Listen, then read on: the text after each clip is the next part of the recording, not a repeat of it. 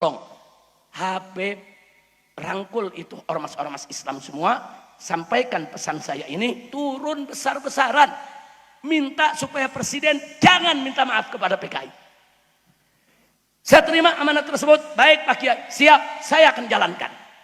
Saudara, kita cinta Kiai Hasyim Muzadi ini luar biasa.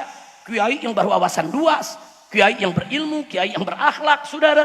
Dan di zaman beliau hubungan NU dengan FPI luar biasa harmonisnya, saudara. Nah akhirnya apa? Saya kontak ormas-ormas Islam, saudara. Hampir ada 60 sampai 70 ormas Islam tingkat pusat yang ada di Jakarta. Kita ajak mereka dari semua golongan, saudara. Dari semua golongan, dari NU-nya, Sufinya, Salafinya, saudara, semua kita ajak. Nah, saya sampaikan. Begitu kumpul dengan pimpinan ormas, saya sampaikan, saya tidak akan nyeleki Hasyim Muzadi, ada pesan begini. Nah, kan itu saya mau mengajak, yuk kita turun. Akhirnya sepakat. Kami turun, ratusan ribu orang, hampir 1 juta orang.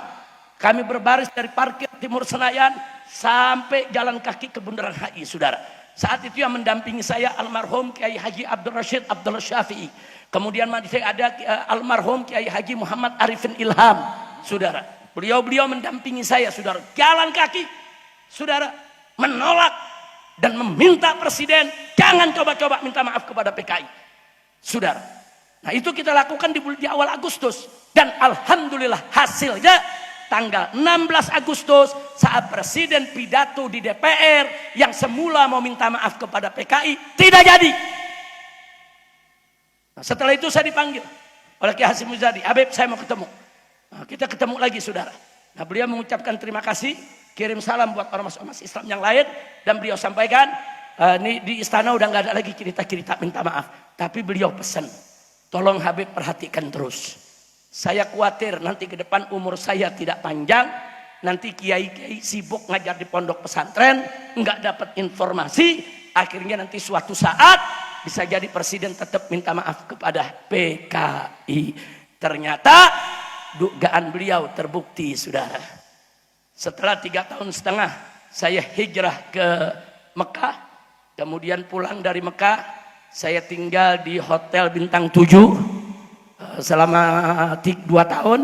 Setelah itu saya keluar, saya nggak boleh keluar kota selama 2 tahun lagi. Nah waktu saya di penjara tahun 2021 secara resmi Presiden Jokowi mengeluarkan keputusan presiden bahwa negara meminta maaf kepada Partai Komunis Indonesia.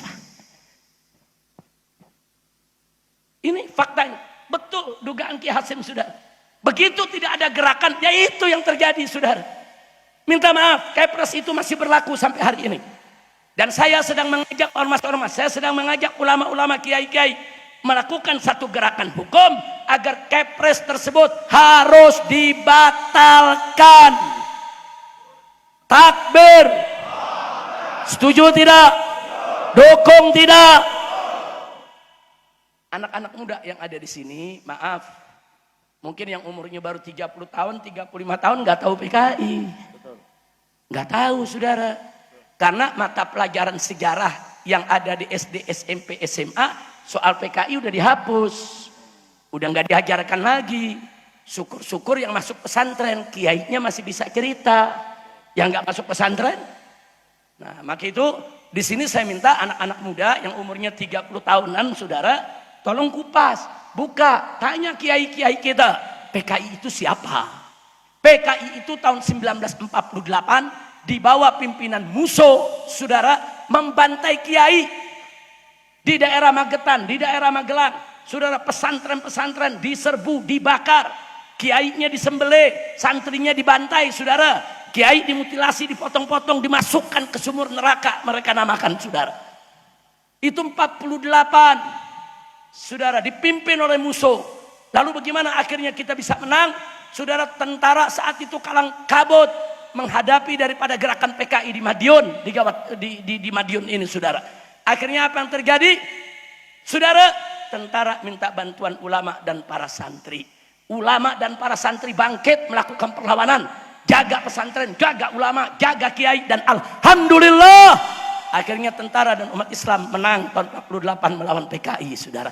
Anda bayangkan kalau kalah. Kalau kalah, Indonesia ini bukan negara Pancasila lagi. Udah jadi negara komunis, saudara. Itu jasa. Tentara kerjasama dengan ulama. Bagus tidak? Cuman kita sesalkan, begitu sudah PKI berontak, bunuh ulama, tetap nggak dibubarkan oleh Presiden Soekarno, saudara. Ulama nuntut bubarin dong. Ini kan udah membantai orang. Nah, Soekarno bilang itu kan oknum yang melakukan pemberontakan. Enggak dibubarin. Akhirnya tahun 55, cuma 7 tahun, 48 berontak, bunuh ulama, bunuh santri, bakar pesantren. Tahun 55 dia jadi partai resmi, ikut pemilu, saudara. Nah, begitu ikut pemilu, masuk dalam kabinet, jadi menteri-menterinya Pak Karno, dihasutnya Pak Karno, saudara. Dibisikinya Pak Karno agar Pak Karno ini memusuhi umat Islam, saudara. Akhirnya Masumi dibubarkan, GPI dibubarkan, kiai-kiai tahun 62 ditangkepi oleh Bung Karno, saudara. Ditangkep. Nah, sampai akhirnya apa? Saudara, PKI merasa sudah kuat, merasa sudah tidak punya musuh, saudara. Akhirnya mereka bunuh 7 pahlawan revolusi Indonesia. Jenderal-jenderal dikulik, jenderal-jenderal dibunuh, saudara. Nah, kemudian apa yang terjadi setelah itu, saudara? Kewalahan tentara. Kenapa? Karena tentara kesusupan. Sebagian tentara ikut PKI, sebagian tentara, saudara, nggak mau ikut PKI, saudara. Nah, akhirnya apa yang dilakukan oleh tentara-tentara yang anti PKI? Lagi-lagi merangkul ulama dan para santri, saudara. Di tahun 65, saudara, kita lihat kejadian di Probolinggo, kejadian di Banyuwangi. Bagaimana Banser bikin acara, saudara, terus ada perempuan-perempuan gerwani PKI nyaru jadi muslimat NU, saudara. Menyamar jadi fatayat NU. Masuk dalam acara, kasih makanan. Ini yang hadir Banser, saudara. Keracunan, puluhan orang mati, saudara. Masih ada makamnya sampai sekarang. Silakan datang, saudara, di Banyuwangi.